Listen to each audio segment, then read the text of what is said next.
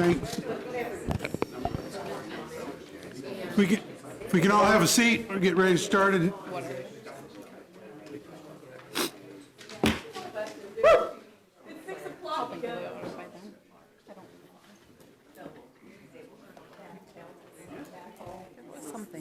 Who's back there? Lester and Emerson. Hi.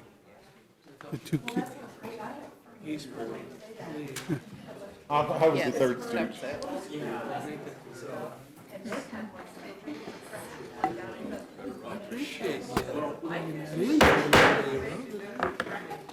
It's just past 6 o'clock, and welcome to the March 8th meeting of the governing body. If you would all give your attention to Councilwoman Hiller, who will provide the invocation. Stand as you are able, and then remain standing for the Pledge of Allegiance. Councilwoman? Thank you, Mayor. I want to introduce Jeff Klinger. He is a familiar face to many, is in a little bit of transition right now, but is staying here in Topeka, I would say. Jeff is married to Heather and dad to Hannah, who goes to Landon Middle School, and Joshua, who goes to Whitson. He's been in Topeka as lead pastor at First United Methodist Church since 2015, in the center of District 1, of course. He also serves as a chaplain for our fire department here. He participated in last year's first year of Mosaic Partner Pairs as a partner throughout that, and had a great experience. He also serves on the board of Downtown Topeka, Inc., and effective July 1, 2022, he will become the Director of Congregational Excellence for the Great Plains Conference of the United Methodist Church, which we're really excited about for him, and should I mention again, has chosen to stay in Topeka to do that. And with that, Pastor. Thanks, Karen. Let's pray. God of all creation, we are grateful for the privilege that it is to be your people, to be created in your image, to be called into relationship with you and with one another, to be gifted and invited to use those gifts for the making of a better world. We know, O God, that there is much work to be done. We know that there is much brokenness and hurt. We know that that is true within us and between us and all around us. And so we pray tonight that you would slow us down. Slow us down so that we can hear one another. Slow us down so that we can reflect on the things that are before us. And God, we pray that in all of our days, you would slow us down to be aware of what you are doing in our midst and how you are calling us to continue responding in love to you and to our neighbor. All of this we pray, God, grateful and hopeful, and in your holy name. Amen. Amen. Allegiance to the flag of the United States of America and to the republic for which it stands, one nation, under God, indivisible, with liberty and justice for all. Oh, yeah.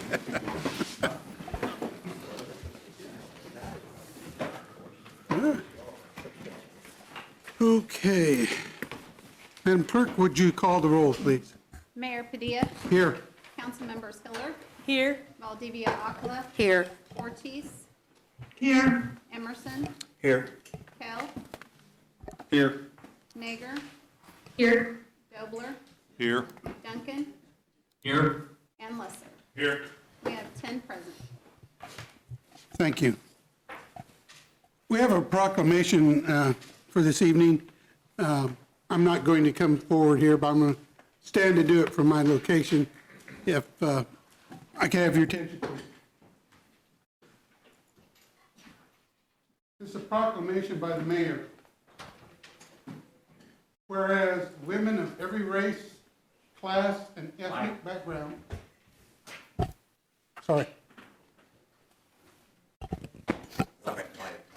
Mike? Yeah. I'm going to start again. Good idea.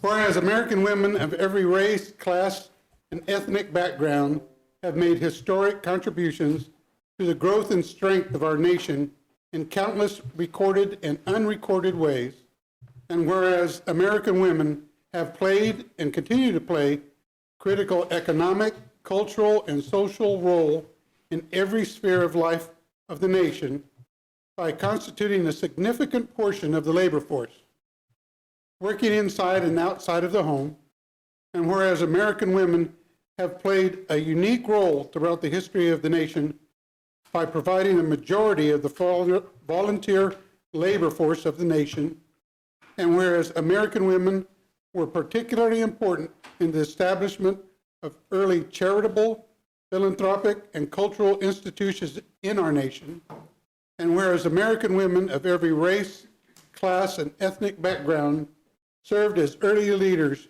in the forefront of every major progressive social change movement, and whereas American women have served our country courageously in the military, and whereas American women have been leaders not only in securing their own rights of suffrage and equal opportunity, but also in the abolitionist movement, the emancipation movement, the industrial labor movement, the civil rights movement, and other movements, especially the peace movement, which create a more fair and just society for all.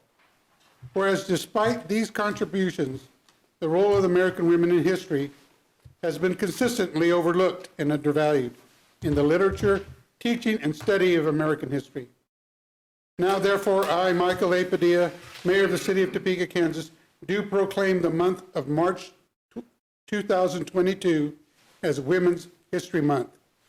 I call upon the citizens of Topeka to observe March as Women's History Month with their appropriate programs, ceremonies, and activities. Thank you very much.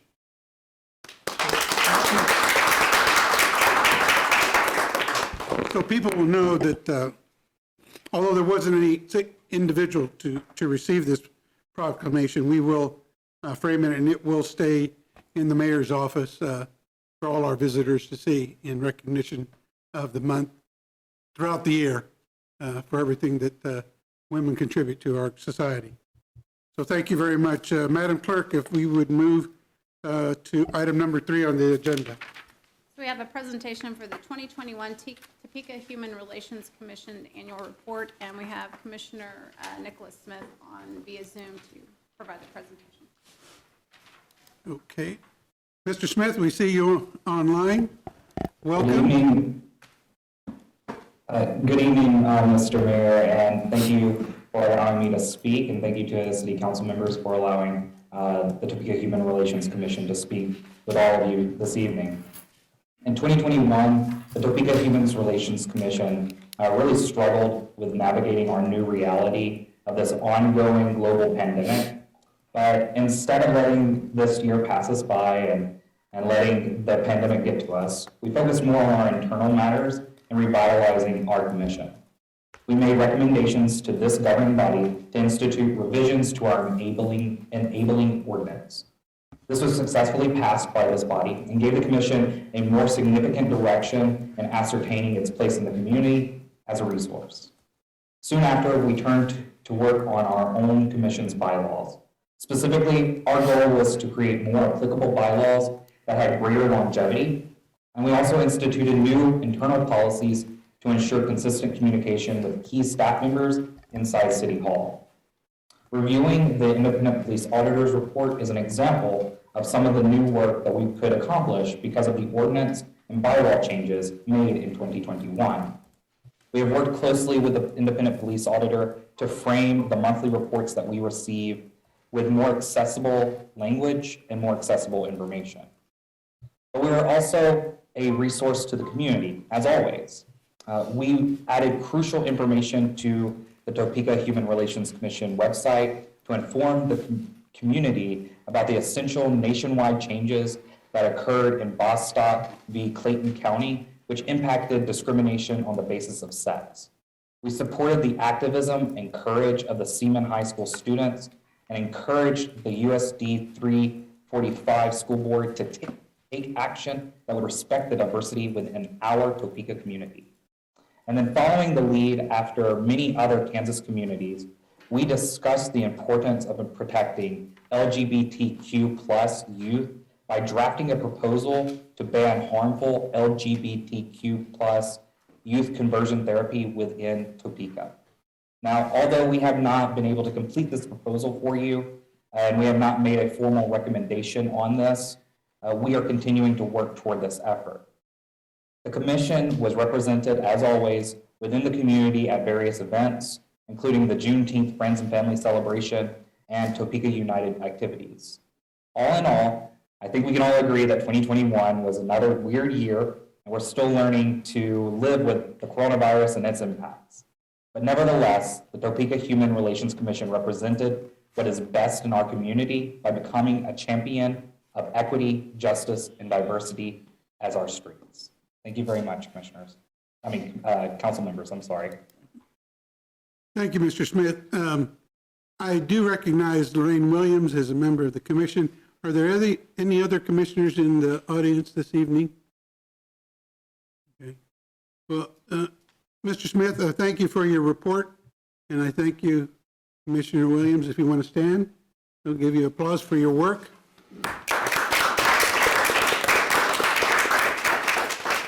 And thank you for your report. We'll move on now, Madam Clerk, to Agenda 4.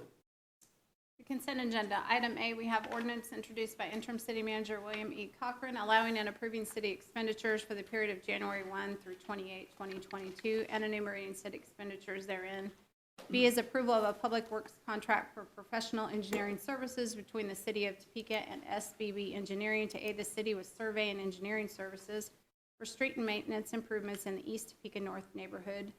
C is approval of a utilities contract amendment for professional engineering services between the city of Topeka and Bartlett and West to aid the city in performing certain additional services within the limits of the future KDOT Polk Quincy Viaduct for combined sanitary and storm sewer relocation and replacement recommendations under additional Phase 2, Task 1, 2, 4, 6, 1, 2, 4, 5, 6, and 7. D is approval of a utilities contract amendment for professional engineering services between the city of Topeka and Bartlett and West to aid in the city in performing certain additional services within the limits of the future KDOT Polk Quincy Viaduct Project T701048 Phase 1, Task 2 through 7. E is approval of a utilities contract for professional engineering services between the city of Topeka and Wood Environment and Infrastructure Solutions Incorporated to aid the city with engineering services related to program management for Topeka levee systems. And then F is a utilities contract for professional engineering services between the city of Topeka and Bartlett and West to aid in the city in addressing water engineering services related to treatment, distribution, and modeling. G are minutes of the regular meeting of March 1, 2022, and there are no applications. Thank you. Before we proceed, Councilwoman Ortiz, I see your hand. Thank you, Mr. Mayor. I'd like to pull 4B off the consent agenda for discussion. Suspend the rules and pull 4B. Are you making a motion, Councilwoman? They can do it by consensus. There's no need for Okay. suspension. All right. Is there any objection to Councilwoman's request? Seeing none, can we proceed with the approval of the other items? And then we will put under discussion So moved, Mayor. item B. Moved, and a second from Council Dobler. All in favor, say aye. Aye, okay. And again, we will pull item 4B from the consent agenda and place it under, for discussion under, Councilwoman, is it your intent to put it under action items or just for discussion? Action. Okay, If we could make that 5B, that'd be great. okay. Okay. Thank you. We've heard the reading of the consent agenda with the exception of 4B. I'll stand for a motion. Move to accept Second. from Councilman Kell, second from Councilman Emerson. Will you call the roll, please? Okay, we have council members Hiller, Yes. Valdivia Akala, Yes. Ortiz, Yes. Emerson, Yes. Kell, Yes. Nager, Yes. Dobler, I'll abstain. Duncan, Yes. Lesser, Yes. and Mayor Padilla. Yes. We have 9 yes, motion carries with 1 abstention. Okay, we'll move on now to action item number 5 on the agenda, if the clerk would read. A is a resolution introduced by City Manager William E. Cochran authorizing the offering for sale of taxable general obligation bonds series 2022A of the City of Topeka, Kansas. Mr. City Manager. Mayor, governing body, 5A is resolution reference discussion that we had last week on authorizing general bond obligation series 22A for the funding, to restore funding back to SORT program from several years back. And so before you, we have a resolution to restore those dollars.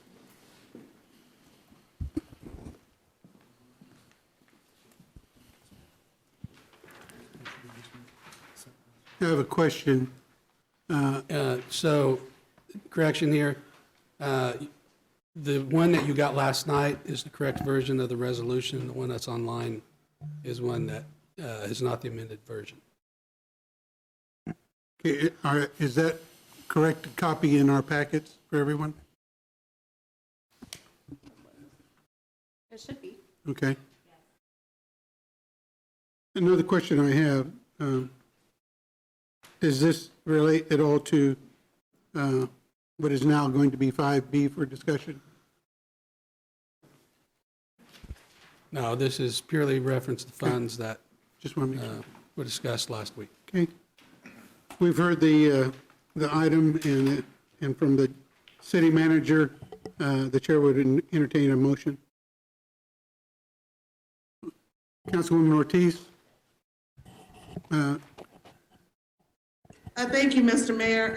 I would like to make a motion to adopt this resolution, and then I'll have discussion after we adopt it, or after we move to adopt it.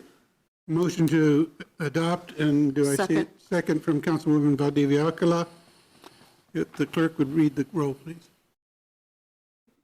I just want to say something, if I may, Okay, Mr. Mayor. discussion, sorry. You got me all turned around, Sylvia. Go ahead. Thank you. I would just encourage my colleagues to vote for this. I know I'm not going to sit here and rehash everything. I appreciate staff, and they've taken the bullet for this. This is long and overdue, and much needed parts of our city. Our NIAs have worked hard.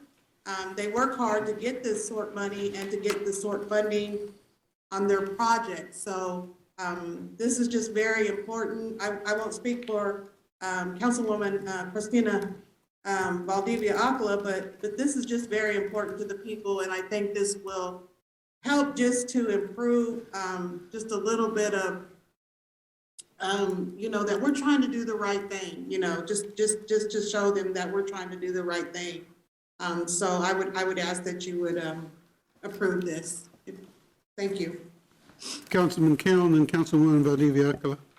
Kind of echoing Councilman Ortiz on that, but my main thing is kind of what we've gone through the last couple of years. It's been hard for some of these organizations to be able to get together and work out their projects and have things worked on.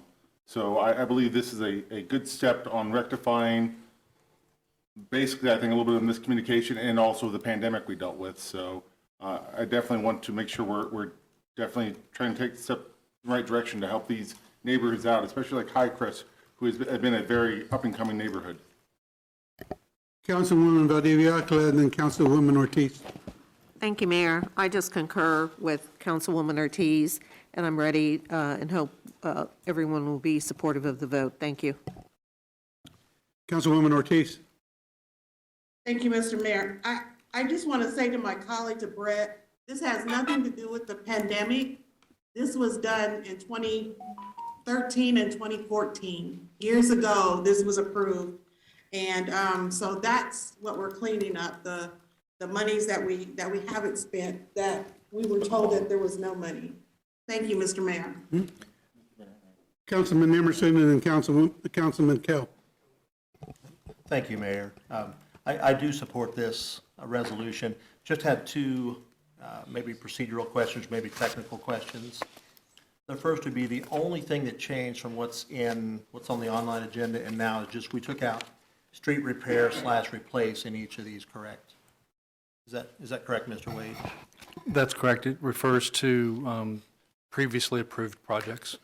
Great, thank you. My second question, and I apologize, I did not catch this earlier, but I see they're taxable general obligation bonds. Aren't general obligation bonds usually non-taxable? There can be both. In this particular case, I think our bond counsel is suggesting taxable. Okay, I guess we're actually not even issuing bonds, are we? We're technically writing ourselves an IOU, so I guess it doesn't matter. So maybe it's, okay. Okay. Thank you. Councilman Kell? Kind of what I was trying to get to before on that, saying the last couple of years was these bonds, as we explained last week, we only have a 3-year shelf life on them.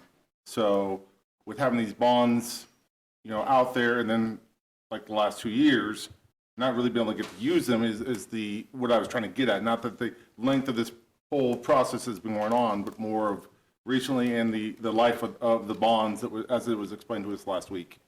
Okay. Further comment on this item? Having had discussion, we'll move to the vote.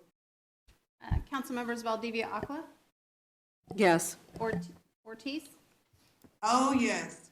Emerson, Yes. Kale, Yes. Nager, Yes. Dobler, Yes. Duncan, Yes. Lesser, Yes. Mayor Padilla, Yes. and Councilmember Hiller. Yes. We have 10 yes, motion carries. Thank you. We'll move on now from what was action item 5B to item 6 on the agenda. Clerk would read. We have the second item that we moved off the consent agenda, or item 5B. That was previously 4B. The 5B? Okay. All right. Well, we'll move on to item 5B, if the clerk would read. B is approval of a public works contract for professional engineering services between the City of Topeka and SBB Engineering to aid the city with survey and engineering services for street and maintenance improvements in East Topeka North neighborhood. City Manager? I will defer this to Councilwoman Ortiz since she made the request to move that to an action. Okay. Councilwoman Ortiz? Thank you. Thank you, Mr. Mayor. Thank you, City Manager. This is what I wanted to bring forth. I just want to make this very clear. I guess it was a year and a half ago when we met for SORT, and we threw Fifth Street in there from California to,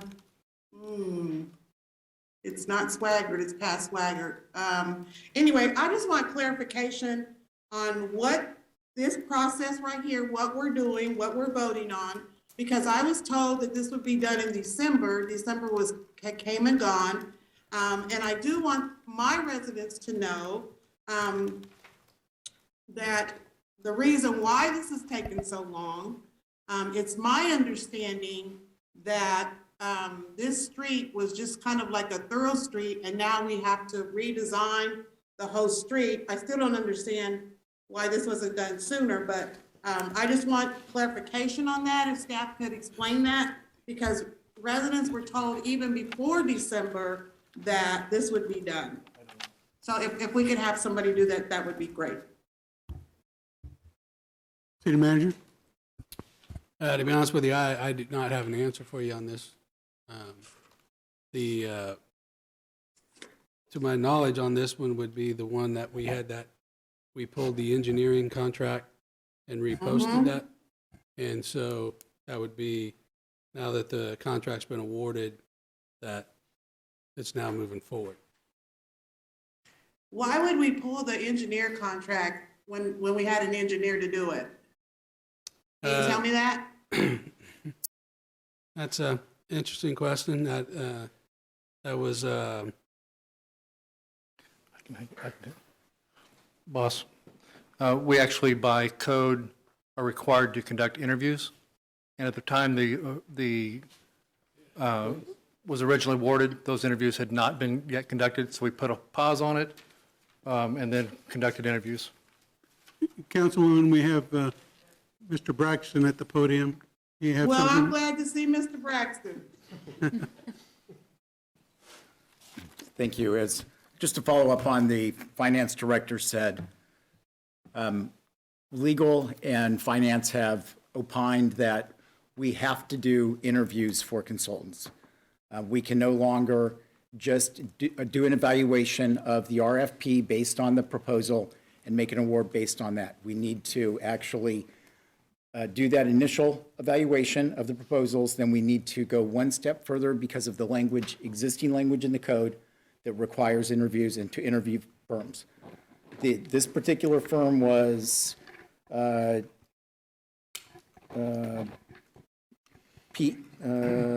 SBB, Schmidt, Beck and Boyd. They were the ones selected to do the design on this project. This project does include Fifth Street, as Council Member Ortiz mentioned, also includes Market. Those are going to be full-depth reconstruction. There will be some infill sidewalks as part of this, as well as some mill and overlay. So that's basically the scope of it. Just so everyone knows what they're voting for here, this is for approving the design contract so that we can get into design in this, get it into design, then get it out onto the street for bidding and for the construction. Ms. Ortiz, does that answer your questions? That was perfect. My main man, Braxton, comes to the rescue. Thank you, Braxton. Thank you, City Manager. Thank you, Mayor. Hey, you're welcome. I'll make a motion to approve it. Motion to approve by Councilwoman Ortiz, second by Councilwoman Nager. If you call the roll, please. Councilmember Ortiz. Absolutely, yes. Emerson. Yes. Kale. Yes. Nager. Yes. Dobler. Yes. Duncan. Yes. Lesser. Yes. Mayor Padilla. Yes. Hiller.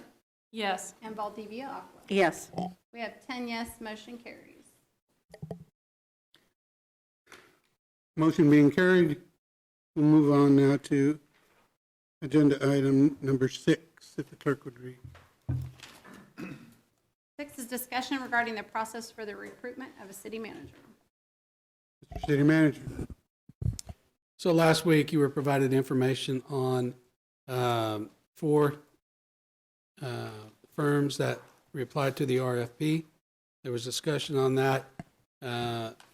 You should have received in the packet, and then also should have received the RFPs that were also submitted for further review. That last week was for discussion, to get discussion started. This is a continuation of that. And so, as I recommended, staff do the search. It was made very clear to us that council preferred to have a third party involved as well. And so we have, recommendation would be that we move forward with the city involved, with a consultant overseeing the process, involved in the interviews and walking us through. And so that recommendation would be the local company from here in Topeka, that we would engage in that conversation. Questions for the City Manager? Councilman Emerson. Thank you, Mayor. Thank you, City Manager. I do support this. I guess my only question, I don't know if this was said last week.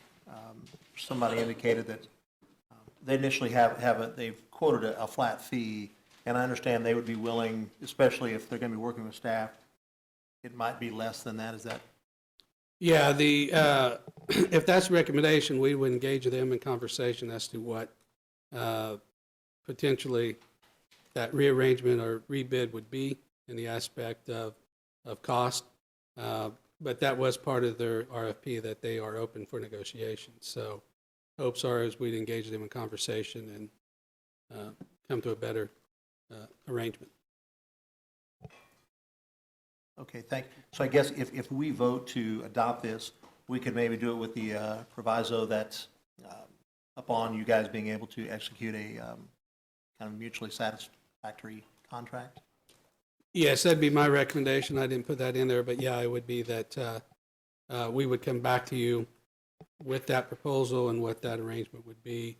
And the hopes are that we could negotiate a better position for the city of Topeka. And I don't know how everyone else feels, but honestly, just for me, I don't need you to come back to me on it. I mean, if we're giving you permission and we already know what the most it could be, and it's under 50,000 that we normally look at contracts anyway, so. Well, I appreciate that, but we would have, I would have conversation with you. Thanks. Councilman Dobler and then Councilman Lesser. Yeah, just following up on Councilman Emerson, I think the real action item then would be bringing the contract back in front of this body, so we don't really need to vote on this. Is that correct? Correct. Okay, got it. Thank you. Councilman Lesser. Thank you, Mr. Mayor. After last week's meeting and direction that we did go with the council, I have been made it very clear that I would like to stay local, and that being one of my initiatives. I did reach out after that conversation and the information to Mr. Bossert, and he did say that he thought he did like the idea of the plan of working with the city and assisting with that, and he did also indicate that their fee would be significantly less than the way it was quoted on that, and would be more than happy to negotiate with us to find what's reasonable. Thank you, sir. Councilwoman Hiller. Thank you, Mayor. After last week, I did go ahead and look through the four that we had, and it certainly refreshed for me what needs to be done. So if you could talk a little bit, if the city staff keeps it, what you have in mind for outreach and marketing, and whether your thoughts are that we would, because these firms had a variety of fairly aggressive proposals and professional publications and so on. And there also were marketing pieces that they were going to develop.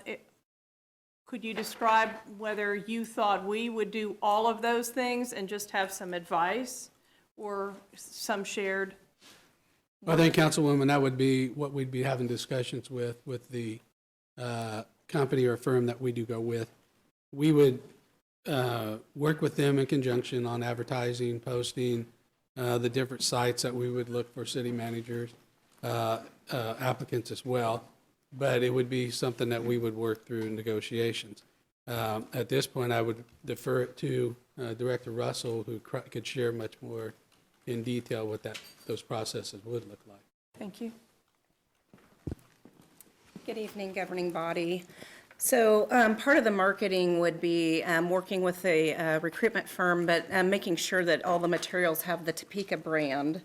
And so we've already been working in coordination with Gretchen on what our branding would look like, working with her and her staff on developing a video that would include hopefully some spotlights and things from you all as what you would be looking for in a city manager. We would have a professional brochure to highlight Topeka, the community, our organization, as well as the benefits of being a city manager for the city of Topeka. Those two things combined with traditional recruitment resources. We would plan to work with the recruitment firm, but recommend that our recruiting sources include those that are traditional with city manager recruitment, such as strategic government resources, International Association of City Managers, but also trying to broaden that based on the feedback that you have provided to include the American Management Association and LinkedIn and other sources that would pull in business professionals that might not just be specific to public administration. And so those are the things that we are thinking about as far as what a recruitment could look like. And then definitely once a firm is selected, they would have their own ideas and thoughts. And I think together we would come up with a very strong marketing campaign for this position.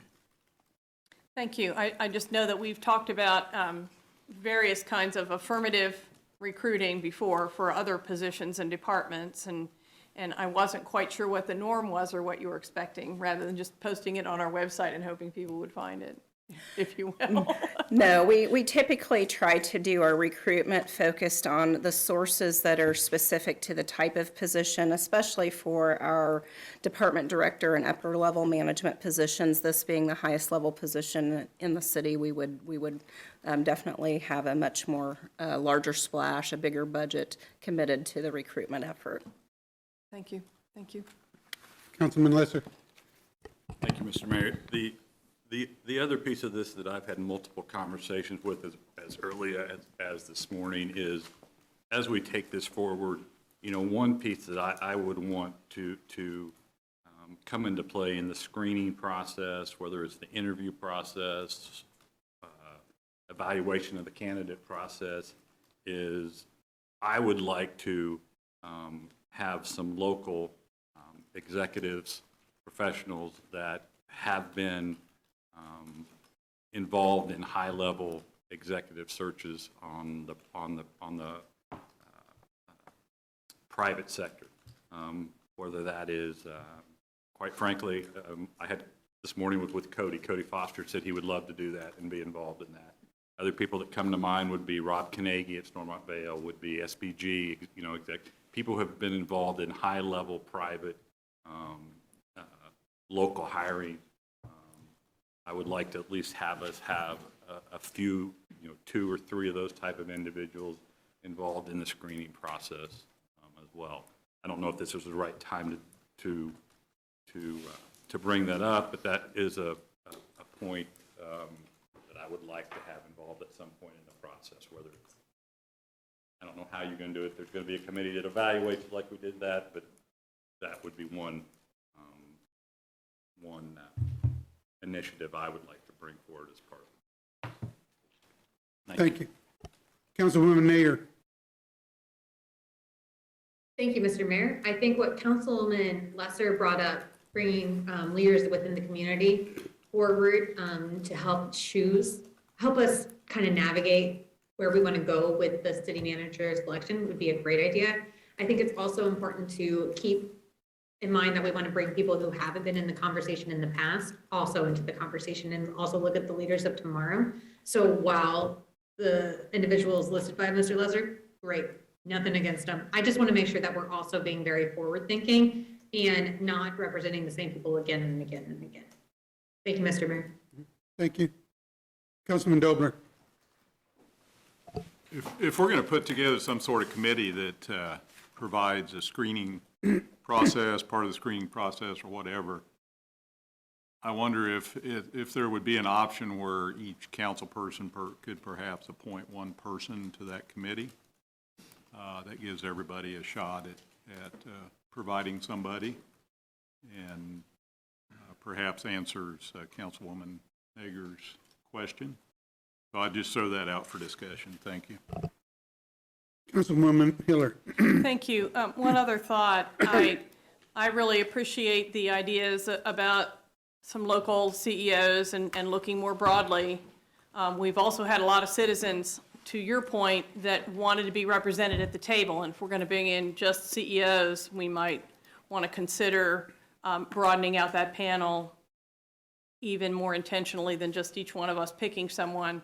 And I say that in part because I guess I feel like we need some consultation. Being a city manager is different than being a private sector CEO.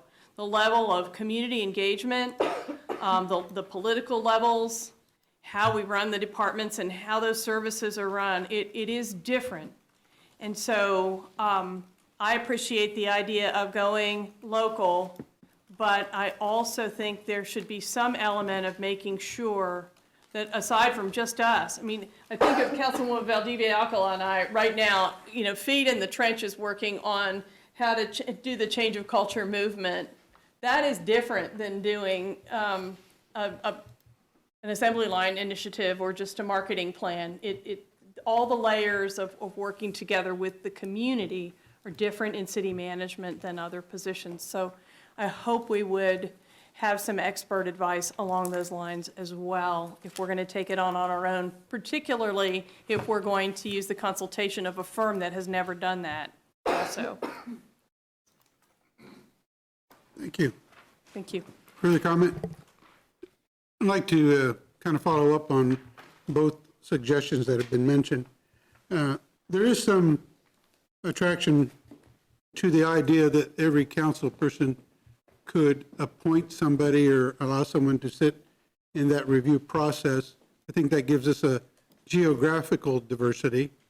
But I also think there's merit to what Councilwoman Hiller says, is that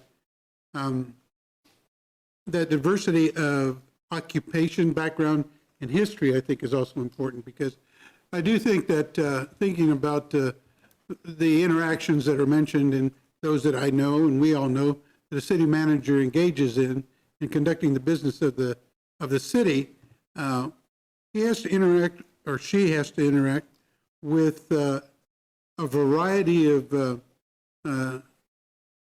nonprofit organizations, citizen-driven initiatives, all those things that are different in a corporate setting. So if we do move towards that idea of selecting 9, and hopefully I get one too, 10 representatives on that group, to give some thought to that background that they have, that they can see how it fits to the duties and responsibilities of a city manager.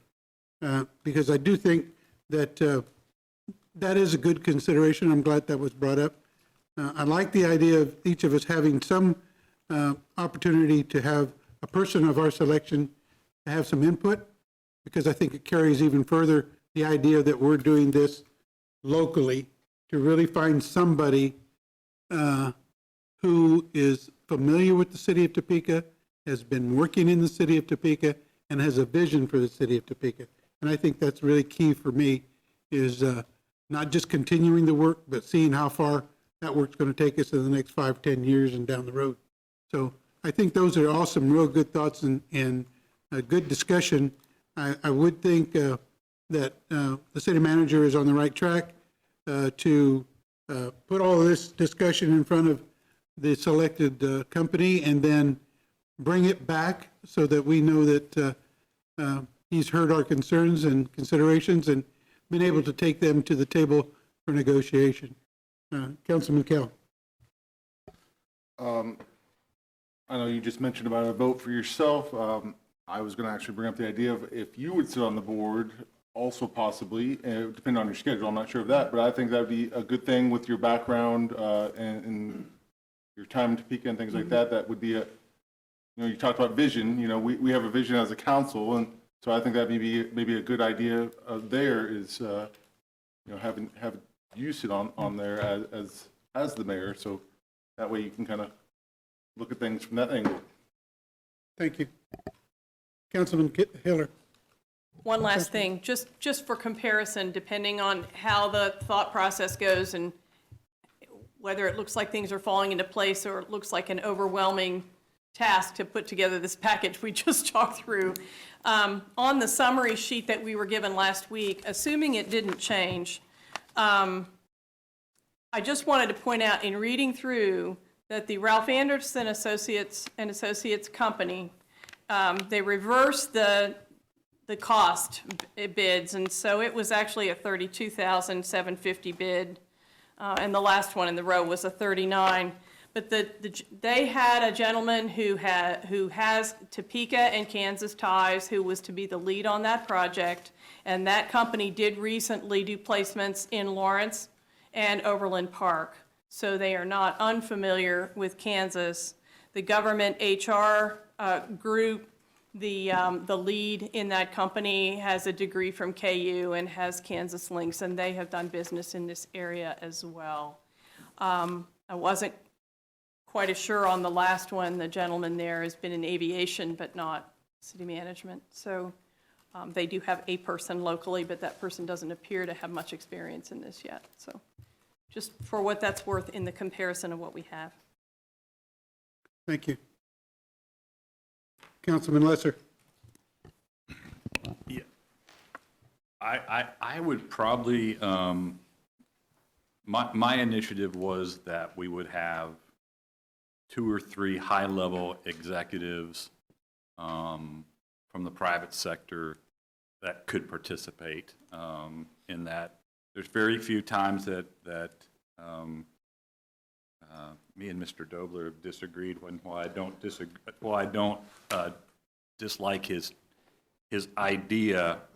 My point was not to get too many cooks in the kitchen. I understand diversity, and when we say diversity, different, everywhere. That's not what I'm looking for here. I'm looking for people that have had experience at the top level of high-level executives of large corporations, because that's what the city of Topeka is. It's a large corporation.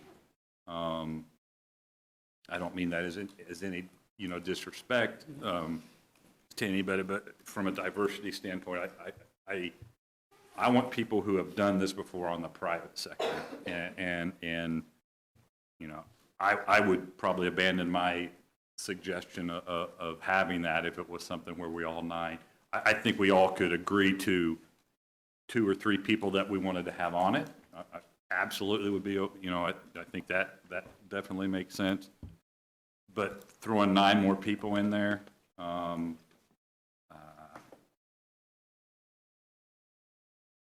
we're not going to. I don't know that we have 9 people with high-level experience in executive searching at that level. That's something that I wouldn't be in favor of. Thank you, Councilman. And then Councilman Kell, if I could respond first.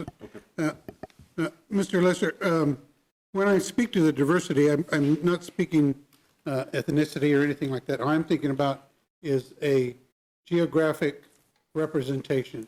From your district, and work with a lot of people that you have confidence in, and I would say that for each of us here have that level of contact with people. What if we think about, we submit the names, and then as a group, we pare it down to a smaller number. There is some merit to keeping it small, but at least everybody's had an opportunity to bring their suggested person to the table. You might bring somebody that I had not thought of, and I think, fine, I think that's a better choice than mine. And do that so that it is a manageable number. But I do still think that participation at our level, at the council level, really gives credence to what we end up with, the final product.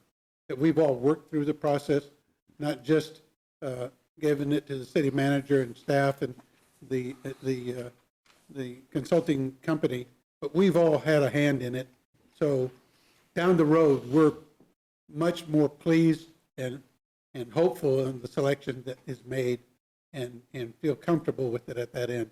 So I understand the discussion back and forth, but that's the diversity issue I'm talking about, is that opportunity to present people that I have no knowledge that who hang around with Emerson, if anybody does. But I think that's where I'm going with it. Can I respond? Please. And then Councilman Kell and Councilwoman Valdivia-Acala. I absolutely 100% support that, and I have absolutely no issue with that whatsoever. I think that's a fantastic idea. My issue would be all of a sudden we have 9 people that we're sending in there. I would think that would need to be pared down to 3. To be quite honest with you, it's too many people. I mean, there's too many. That's too. I've seen this rodeo before. There's too many cooks in the kitchen. You know what I mean? But I absolutely, completely, 100% support what Hannah says. What you're saying, that we all, and then we come up with no different than when we sit around and select every year who the people are going to be on JADA. The same thing. That doesn't mean that we all aren't competent to be on it, it means we decided at this point in time with what's on the agenda, with what we have coming forward, that's who we want on it, but 9's too many. Thank you, sir. Councilman Kell. Thank you, Mr. Mayor. My only problem with the high-level executive aspect of things is how many of those people live east of Topeka Boulevard and drive through that area and know what's going on the east side, and are really concerned about it rather than saying, well, that's just the east side. And then also you look at the age, a lot of high-level executives in Topeka are in that older range, and you have a group like Forge, who is a great young professionals group, and those are supposed to be the future of Topeka, and what we're pushing us at Topeka to drive young professionals. And 9, I don't think is a bad idea. If we all select one, that's just the paring down process, where, as you said before, as we have discussions, they can have discussions and pare it down, where I don't think it's going to be a situation where it just gets bogged down, where all 9 are going to have a different selection, and it's going to get gridlocked. It's going to be just like what we do here, but we all get to kind of have our little bit of input into it also. Thank you, Councilwoman Valdivia-Alcala. Thank you, Mayor. I understand Councilman Lesser's approach to wanting to have some high-level executives, be a part of the interview process. I also am greatly encouraged. I think the older he gets, the wiser he gets. Councilman Dobler on the selection. The idea about having that representation for each of us. I think that 2 things, we can walk and chew gum at the same time, which means we can think of a creative approach to possibly having 2 meetings, one with the executives and then one with the representatives. I believe the representation is important for 2 reasons. One is that I think that our community, at least those that we're watching more closely, and of course we always hope people will watch more closely, felt a little bit burned with the last selection process, no matter what anybody has to say about it. I mean, there was just more input that folks wish they could have had. The second thing is that I think just a short amount of time that I've been on council, I always come back to, and that is that we are a city of less than 127,000. I said this in a meeting earlier, and we should be able to do this. We're not a big urban center. We're not, New York City. We're not Austin. We wouldn't want to be any of those. We're Topeka, and there is an intimate nature about Topeka, whether that be within the neighborhoods, whether that be within the circles that people run in. We know that there is a certain feel to Topeka where if you're from here, or even if you've just recently moved here, there is just a more intimate environment here. So I think that we have people that each one of us could nominate that would be very open to participating. I don't believe that any of those folks would have illusions that exactly what they want is going to be the end result. I also believe that if a city manager prospect can take being in a room with 3 or 4 CEOs and everything's cool, but can't take being able to be in a room where there's 9 average folks with, I'm sure the majority will have common sense, and not to be able to discern what the needs are that those folks are talking about, doesn't mean that they're going to get everything met. But if you can't have someone as a prospective city manager that can wade through that, then we probably wouldn't want them anyway. So I like the idea. I think we could break it down into 2 separate meetings. But I do think that we owe the public this, because the public is a taxpayer as well. Thank you. Councilman Emerson. Thank you, Mayor. First of all, I just wanted to respond to my colleague down the table here. I totally understand, Mr. Kell, what you're getting at there, but sometimes those of us on the east side, we tend to think that we don't have this or that, and I'll tell you, for instance, the president of Bartlett West, who's I think very highly of, lives in your district, east of Topeka Boulevard. Mark Ruel, the former Westar CEO, east of Topeka Boulevard. We have a lot of CEOs and high-level executives who live east, out by the lake and stuff. So I totally get what you're saying, but at the same time, you know, we got as much talent and smarts in East Topeka as we do in West Topeka. But anyway, just for the record. But I guess I'm a little, I don't quite understand, because I know when Councilman Lesser first brought this up, his idea was maybe just a screening function. But I guess if I could ask Mr. Lesser on that, is your thought that this would be after Premier Services, or whatever they call them by in this case, does their job and staff does their job, once we're sitting down interviewing the candidates? Is that? Please. You know, I'm not taking it that far. I would certainly rely on Jackie, you know, Jackie as well as the firm, you know, evaluating where that would be. However, I have conversations you know, before I most of the time make an idiot of myself on TV. I run stuff by people much smarter than me to ask what their opinions are, and it was a favorable approach of having some people who have done this on a high-level executive, you know, search, be involved in it as well. And so, you know, I don't have that answer. I just felt that being an executive, a senior level executive in Topeka, Kansas is different than being a senior level executive in Dallas, Texas. And it's different than being a senior level executive in Salina, Kansas, you know. I just think that there's certain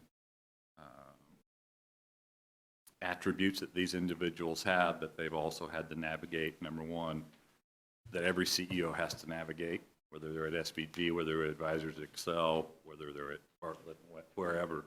And then there's those navigations that they have to do here in Topeka, because as Christina, you know, Ms. Valdivia Alcala pointed out, Topeka is different. You know, it is a little bit different. And the approach that we've taken for the last 3 has not worked. That's the only thing that we can certainly say is pretty crystal clear. So we do need to go a different direction, or we are, in my opinion, practicing the insanity, doing the same thing over and over, and we're going to get the same result. So that's a long-winded answer to say I don't know exactly where that fits in at the beginning, but I think between those two, between city and the firm moving in, I think they can determine where that is. Councilman Emerson. Thank you, Mayor. Thank you, Councilman Lesser. And yeah, I agree.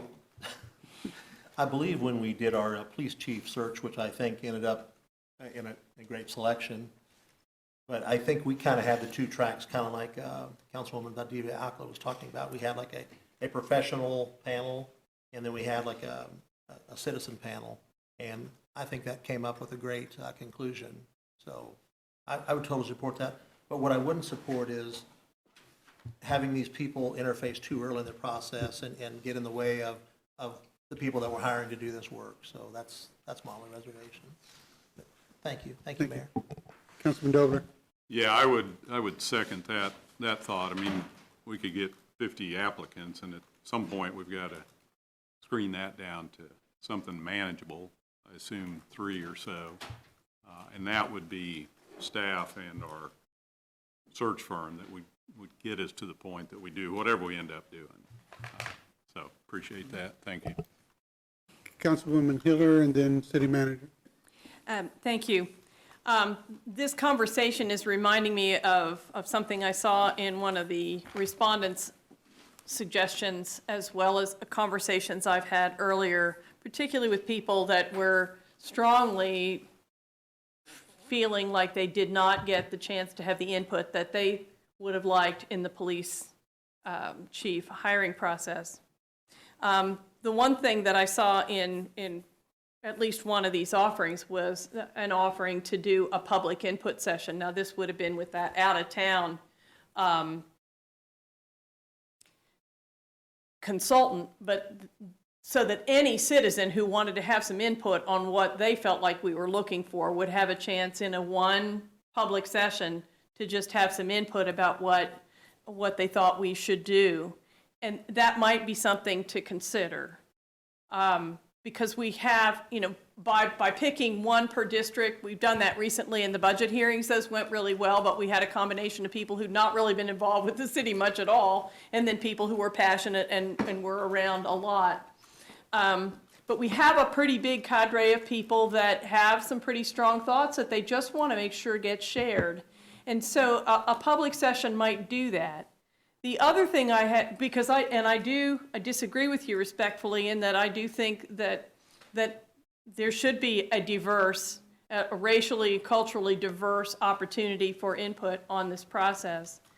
Now, what I have suggested to people all along, which I really would like to see, is that the job description really is what, whether it's the city or the hiring firm, is going to hire to.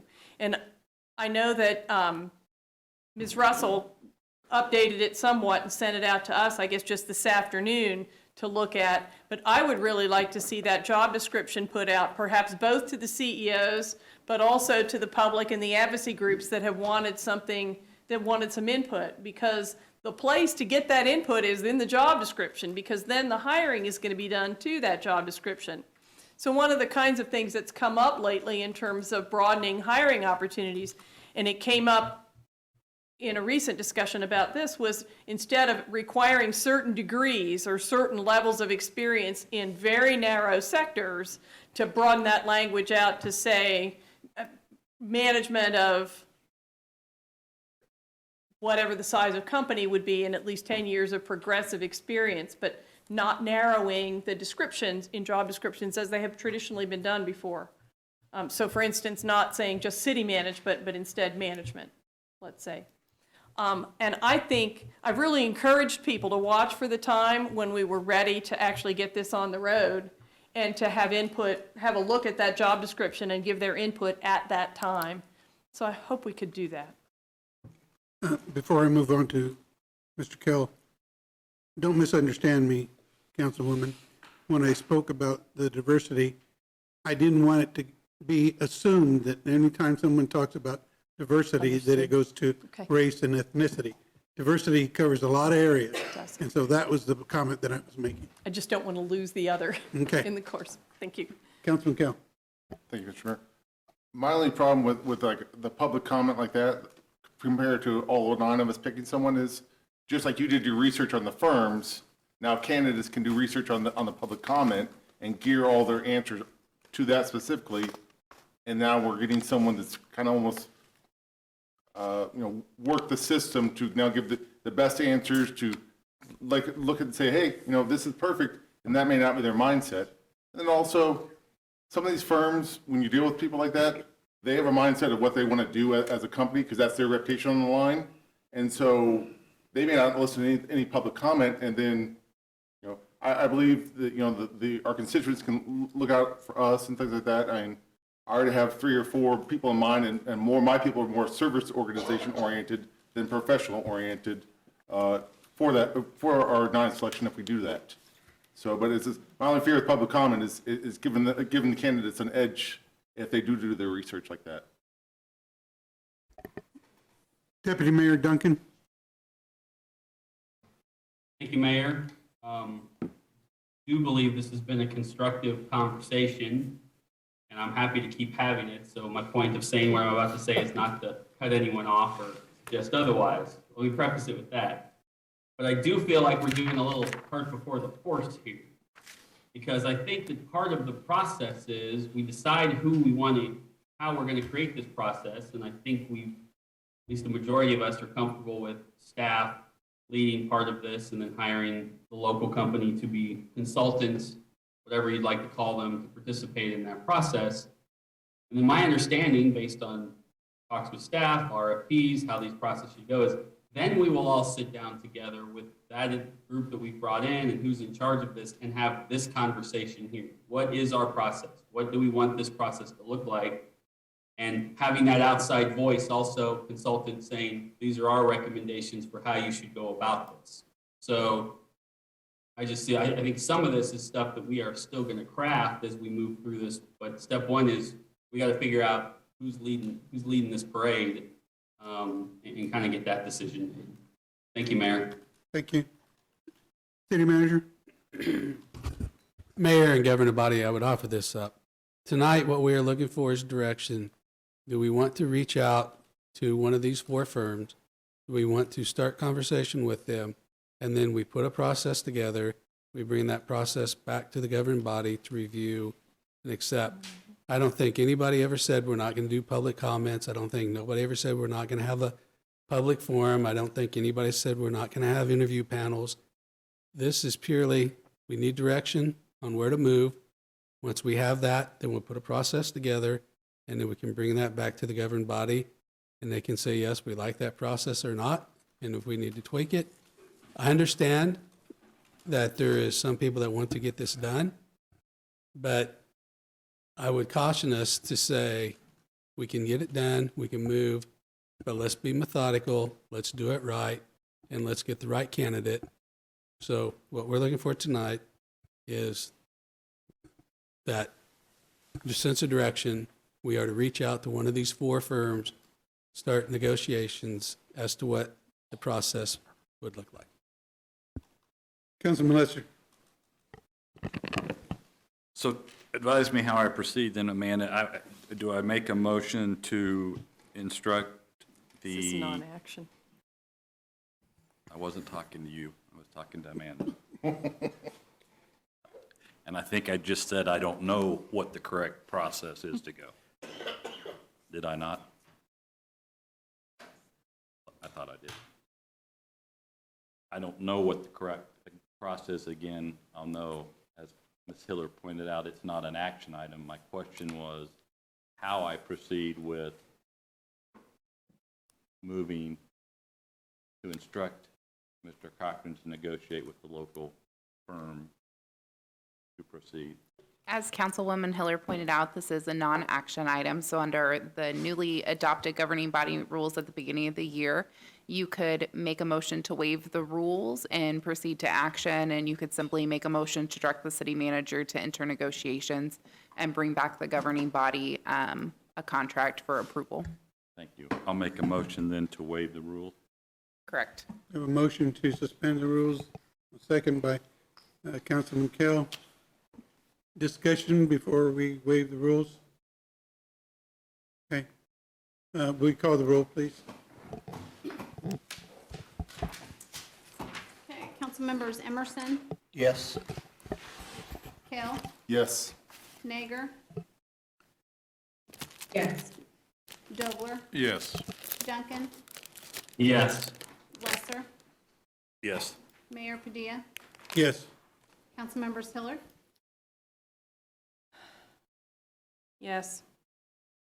Valdivia Akla, Yes. and Ortiz. No. So motion carries. We have 9 yes to suspend the rules. Okay. We have suspended the rules.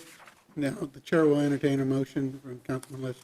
I make a motion to instruct the city manager to negotiate with the local firm and Mr. Bossert in proceeding. A motion by Councilman Lesser, second by Councilman Dobler. Any further discussion on that motion? City clerk would call the roll, please. Okay, council members Kale, Yes. Nager, Yes. Dobler, Yes. Duncan, Yes. Lesser, Yes.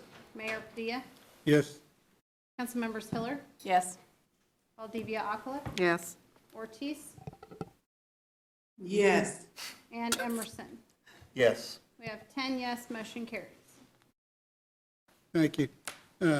good discussion. I think now when the city manager goes to visit with the company, that you've heard everything that everybody's talked about. All of those things can come up during your negotiations for consideration, and we know that you'll bring us back a good package for us to review and take action on. So thank you. Thank you, Mayor and governing body, for that direction. We'll move on now to public comment, and Madam Clerk, I didn't have anybody, Correct, there are just no one signed up. no public comment tonight. Okay, move on to announcements, Madam Clerk. Okay, for the March 15th agenda, we have one board appointment for the Human Relations Commission. We have a presentation on the 2022 redistricting update. We have 3 professional services contracts on the consent agenda. We have, for action items, we have a public hearing for the Noto Business Improvement District. We have, and we will not have, discussion and possible action. Do you think we'll have for possible city manager negotiations next week? Non-action is, we have a discussion on City of Topeka Land Bank ordinance, and then on the proposed capital improvement plan and budget. We also have, on March 29th, a special meeting to be held by the governing body in the city council chambers here to conduct a CIP workshop. That'll be from 6 p.m. to 9 p.m. There'll be no public comment. However, citizens can view the meeting online or via Facebook.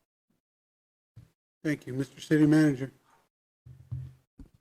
Mayor, governing body, is with great enthusiasm, I tell you, the first walls at White Lakes Mall came down today, and I got to be the one to do it. Yeah. Very exciting. So just, they said it would probably take 4 months, but McPherson also said they're going to try to fast track it and have it demolished and debris removed in 3 months, but I would say I'd keep in mind 4. But very exciting. And so that's what I got. That's good news. Good news. I was able to join you out there and cheer you on and the work that was being done. Councilwoman Hiller. Oh, thank you. Hope everybody is able to get out to at least part of the St. Patrick's Day festivities this weekend. We're known for that, and it's always a good time. Correspondingly, on a sad note, we lost Mrs. Jackie Bugg this week, and she's a tremendous loss to the community. Her services will be Saturday as well for people that want to send condolences or get involved. But she's a real special person to this community that we owe a great debt to for living the dream and other contributions that she made, and she'll be very much missed. I have one comment regarding the non-action action items. I'm not sure that I caught it when the council rules got changed and voted in, to be able to, as easily as we have in the last few weeks, shift from a non-action item to an action item. We also, I'll take it personally anyhow, got blindsided last week when an action item was, I guess it was a discussion item, but was put on without advance notice. It was put on for discussion, but only on that Thursday evening, so I didn't know about it till Friday. I personally have found that our standard underlying council rule that an item would be on a preliminary agenda and then an agenda, so there's at least about 12 days notice that an item is even going to come up, so that people have a chance to look at it in advance, have conversations for clarification, even get something pulled off if it's not ready or needs some work. I think it's a bad practice for us to get into. I mean, I too want to move the city manager hiring along, so it's not that, but I'm worried about us getting into a practice of taking something that was on for discussion only, which for most of us means we've thought about it, but we don't have a final decision. We were eager to hear some conversation and then see where it went from there. And when we suddenly, for us as council members and for the public, switch something from discussion only to a vote, just want to caution us about making a practice of that. Thank you. Councilwoman Valdivia-Acala. Thank you, Mayor. couple of announcements. One, just to express the deepest condolences for the loss of life that happened with the young fifth grader in the automobile accident. The young boy went to Jardine Middle School, or elementary school, I'm sorry, fifth grade. And prayers to this little one that has become an angel now, and for his family. Also, talking about Women's History Month, I want to talk and just give thanks, tremendous thanks to the women in the community that I grew up in of Our Lady of Guadalupe. It was through their modeling of intense volunteerism and intense love for their community and working in a collective fashion that deeply inspired and molded myself and my mom. These women for generations have been the cooks, the cleaners, the money counters, the stand decorators, working in any capacity as any man could, and were the glue that held the fiesta since the 1930s, except for this small leeway that, you know, we've had because of COVID, but now we're having fiesta again this year. Many of these women have passed away. Many of these women were directly from Mexico when the fiesta first started. And I do not think that we can find many people with that kind of work ethic and volunteer ethic anymore. And I think that we need to try to aspire young people to that, because I think in the future we're going to need that so much. So I just want to say to all those elders that have crossed over, to all those elders and women in the community for Our Lady of Guadalupe, just thank you. Also, to recognize the women farm workers in the field that help feed this country. They are so invisible. They are underpaid. They are overworked. They often have no health benefits, and they are often living in inadequate housing. Yet the need and the life and death situation for them to work is paramount. They are often at higher rates of cancer, higher rates of injury because of this not chosen profession or work life that they've had to go into, but generation upon generation of poverty that have ping-ponged them back and forth across the border. So I just hope that we can remember that when we eat produce, that when we eat the food that we do, that we remember who feeds us. And I just say thank you to those women. Thank you, Mayor. Thank you. Councilwoman Ortiz. Well, that's a hard one to follow. That was excellent. I wanted to say good luck. This week is high school basketball. Topeka High girls are going to state. Tony's team, Highland Park Scots, they're going to state. And Topeka West is going to state. And you can watch it on YouTube, I believe, if you don't want to drive down to Emporia and if the weather's bad. So bear with me just a second. My woman in history, you know, we always talk about East Topeka and this and that, and I'm proud of East Topeka. I'm proud to be in East Topeka and live there and grew up there. And this is one of the reasons why. You know, Bonnie and Clyde came through East Topeka. Yep, they sure did. They stole a car at 2107 Southeast Gabler. From Jesse and Ruth Warren's driveway. And they drove it all the way down, let's see, until they got to the very end in Texas, or in Louisiana, and that's when they got killed in that car. And Gabler is just probably about a mile from me. And the gentleman that lived there, Mr. Warren, he had to go take the police to to court because the police said it was there because it was such, all of the activity that happened with that car. And so he had to go down there and go to court, and he had to get his car back. But he ended up giving it to Las Vegas. It's a resort. And the car most recently sold for $250,000. So I thought that was pretty neat that Bonnie and Clyde, I knew they came through Kansas, but I didn't know they were in East Topeka. So there's been some bad people through East Topeka. Not only some CEOs, but some bad boys. And I took the police chief on a ride one day over in East Topeka because he claims he knows his area over there. But he never told me about this, so I hope he'll share this information.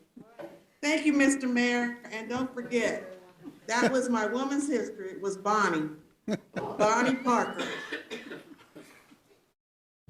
Fine, upstanding women. Mayor, Councilman Emerson. I'm not even going to try to follow that. Councilman Kell. Well, Sylvia stole my thunder on the basketball, but I did. But I did want to give an update that the Seaman boys and girls did win the 5-1A bowling titles. Wanted to acknowledge International Women's Day. As a father of daughters, I try to preach to them no limits in their life and to strive for whatever they want. And some things won't come easy, but the things that don't come easy are the best when you do get them. And then on Thursday, it's International Day of Happiness. And I think sometimes we need to look back at our lives that we have. And, the last 2 years overall as a whole for everyone hasn't been very good. For other people, it's been a lot longer than that. But there's always something maybe to look at and be happy about and try to strive to make things better for others, by spreading that happiness. Very happy that part of White Lakes is coming down. It's one of those things that for years I've wanted to see it gone because it's in my district. I drive past it almost every day. Bad thing is my daughter, my youngest daughter, ever since she was a little girl, she wanted to buy White Lakes and make a different room, a different store and have butlers and all. So she's a little upset that it's getting torn down. And finally, we have professional sports back in Topeka. This Saturday starts the Topeka Tropics season in Sioux City, Iowa. And I know we haven't had professional sports or a high-level sports team for a couple of years in Topeka, but everyone always wants to sit there and say, oh, there's nothing new in Topeka. Well, here's something where we have an owner that's throwing a lot of time and effort into trying to make this work in Topeka and wants to expand into other areas as well. So I encourage everyone to try to get behind the Tropics. As I understand, all the away games will be broadcast on KSNT. So Saturday night after you get done at the parade, go home and sleep one off and then watch the game. So thank you, Mr. Mayor. Mm-hmm. Councilwoman Nager. Thank you, Mr. Mayor. I just wanted to go ahead and wish a very happy International Women's Day to my fellow female council members. We really have to keep these other guys in line, and we are more than up to the task. So I just appreciate serving with you. And to the men that support us on this council, thank you for your support. And it's just very appreciated. And thank you to you, Mr. Mayor, too. I don't want to leave you out. But my sign for today has to do with all of the dinosaurs that are going to be in Topeka for the next month or so. You can find more information at visittopeka.com, but there is one part that is only one day, and it's Titanosaur Day. And that takes place at Kansas Children's Discovery Center. You are going to be able from about 10 a.m. to all the way, it looks like, to 4 or 5 p.m. do different activities at the Kansas Children's Discovery Center, just west of Gage Park in Councilman Lesser's district. There are multiple activities. It is $9 for adults and children, $8 for seniors, and free for infants 12 months and younger. But it's a way to go ahead and get another way to get interactive with all of the dinosaur paraphernalia that's all over town. I strongly encourage you guys to take the moment to go ahead and discover the Discovery Center if you haven't already, and to further take advantage of that wonderful facility if you already have. Thank you, Mr. Mayor. Councilman Dobler. Thank you, Mr. Mayor. I also would like to offer condolences to the Bug family. Jackie Bug was a unique individual in this community and did so much, and as many of you know, Robert Bug was the HR director for the city of Topeka for a time. So prayers for them. This Saturday, March 12th, is the Blarney Breakfast out at the Blind Tiger. Before you go to the parade, go get some pancakes. It's a, it funds the Capper Foundation, which is a uniquely Topeka institution. And I'm going to be washing dishes, I believe, or something suited to my talents, apparently. And the last thing I wanted to say is, I think like many of you, I got my property tax valuation this week, and man, oh man, I don't know what's going on. You can't buy a house here, but you can sure pay taxes here. And I think I've heard anywhere from 11 to 15% increase. And I'd just like to point out that, a lot of folks have the misconception that the city of Topeka is the only taxing entity in this community. Take a few minutes, hard to find the information on the county website, unfortunately, but take a few minutes and look at the taxing entities. City of Topeka is the third highest, behind the school districts and the county. Some of those institutions raised their mill levy last year. I'm not going to mention any names. We did not. And I don't see any appetite to raise the mill levy. I think we need to start looking at lowering the mill levy for the city of Topeka, simply because we're going to get an automatic 10 to 15% increase, and it hits everybody. So that's all I've got, Mayor. Thank you. Thank you. Councilman Lesser. Oh, I'm sorry. Deputy Mayor Duncan. Thank you, Mayor. Well, I'll echo what my friend Councilman Dobler there said. Obviously, I know it was a little wacky. I threw out an idea at the end of last year to try to lower the mill. I'll probably look for more wacky ways to do it. I'll throw out names. Shawnee County, they're the ones who raised the mill levy. They know. Stop. So there we go. A few things to Councilwoman Nager's point. Thank God for all those women who keep me in line, because God knows what I would look like otherwise in my daily life. And that's not a joke. That's a fact. I want to thank everyone who came out to my first Saturday this past week. I had a pretty good turnout. I usually get a few folks, but it's amazing when you have $10 million in ARPA funds to hand out, how many people will come speak with you. But they were actually all very good conversations and some really great ideas, insight, and some very thoughtful consideration that some citizens have given to how we should look at that process. And I can say with all honesty, every conversation I had was a positive one with some very good ideas that I will take back to Policy and Finance Committee, and then we'll bring to the council. So thank you to everyone who came out to do that. I believe this Saturday, I'll try not to forget, I think I'm pinch hitting for the mayor in the St. Patrick's Day Parade. He's got some other role he's playing or doing, so I will be out there waving or doing whatever they tell me to do. So look for me out there. And then the last thing is, I saw this evening, and I want to say a big congratulations to the Central Topeka Grocery Oasis, who has been awarded a $105,000 grant towards construction of a possible grocery store that they've been working on, or at least part of that process. That group's been working a long time to try to bring that issue to the forefront of the food desert that exists out there.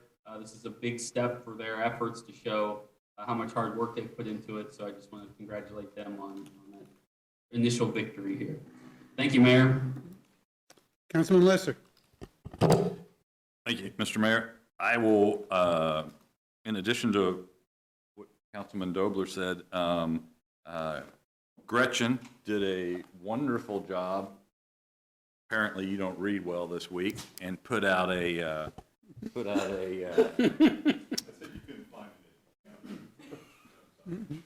Roger that. Roger that.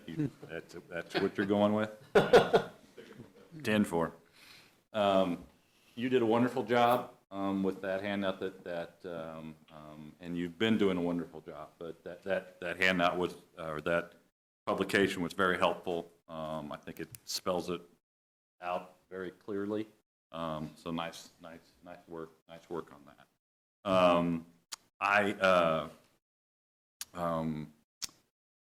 Only other thing I have is, we had a presentation at Mission Church this week as we focus on one of our pillars of mental health. As the father of a daughter that took her life to suicide, we also got to hear the testimony of, I won't use his last name, but Josh, who was a high-level guy at Advisors Excel that took his life as well. And then last week we had 3 people in Topeka, one a young seaman child take his life. And we heard numbers that I won't bore people with the numbers, but the numbers since COVID of suicide have just been staggering. I was not able to make it to family service guidance is groundbreaking on Monday, which I would have liked to have gone to, but what I can tell you is the resources that we have in Topeka for mental health, especially as my family looked for our daughter when she had problems, are just, we ought to be ashamed of ourselves. And this facility, this 24-bed facility that Family Services Guidance is building, well overdue. I'm looking forward to going and touring and meeting with them to do that.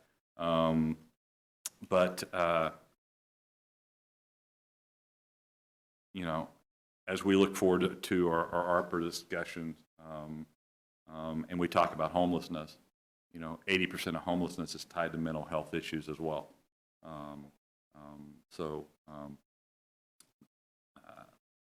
Pretty staggering. So we have some work to do. I think we're all up to it. I think we all agree that we need to solve that. I'm looking forward to working with you guys as we continue with the ARPA discussion. But mental health will be, I'm warning you, will be one of my focuses. So that's all I got. Thank you. If I could take a moment, I would like to formally recognize and thank the city manager, Bill Cochran, and former city manager, Brent Trout, who worked with me very intensely during my time on the council to make the demolition of White Lakes happen. It was your focus and continued prioritization of that effort that has brought us to this point. I had good support from fellow councilmen Emerson and Lesser and Dobler. Everybody pitched in to make that happen. And I'm going to acknowledge that was a team effort, an effort that I hope will continue, because there are other opportunities looking at us right now. And I think at every time that we can collaborate to, no matter where in the city, to make a positive impact in our community, that we should do so, because that collaboration ended up in a very positive result. And I'm looking forward to the real change that's going to happen once that building is down. So I want to acknowledge that and thank you for that. Appreciate that. I also want to just mention, it's not a happy note, I guess, but when we talk about women in our community and in our country, the thing that has drawn my attention over the years is, in my opinion, the lack of attention given to the plight of indigenous women and women of color who have gone missing with no accountability in this country and with very little effort, in my opinion, to investigate those missing cases. It's just like they're gone and there's nobody who's looking into it. It's a shame. It's an embarrassment for a country like ours to have that happen. I'm pleased to say that I feel very comfortable that the women in this community are safe and that there are plenty of resources that we would mobilize should that happen here in Topeka. But that is not across the country. I ask people to think about that, to talk to their federal representatives about that, to see that there is more done to find those persons responsible for all those missing women.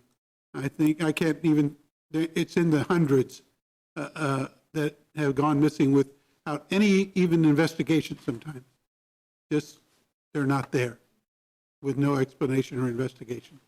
So it's a somber note, but it's a real note, and I think that we have to keep that in mind while we celebrate all the good things that happen because of the work of women.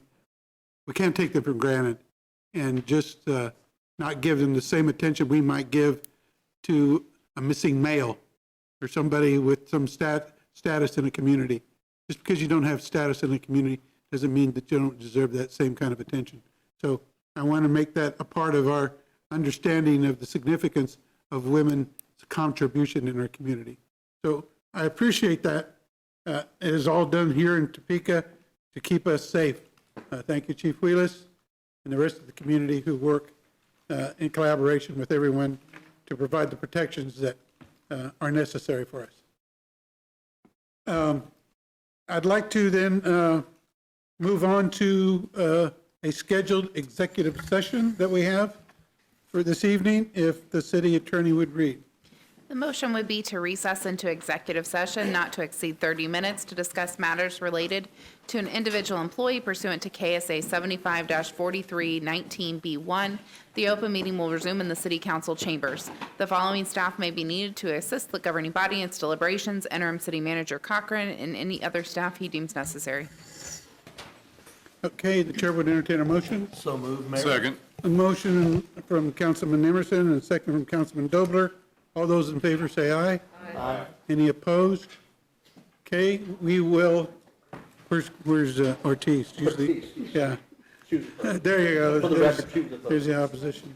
Okay, we will adjourn into executive session after a 10-minute recess. Thank you. Oh, my God. Recess. Recess.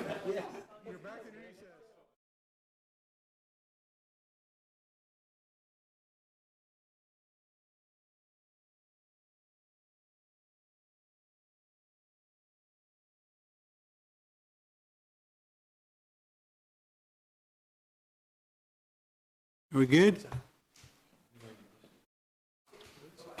Okay, thank you. We've come out of executive session. No action has been taken by the body. With no further business coming before this body, I close this meeting.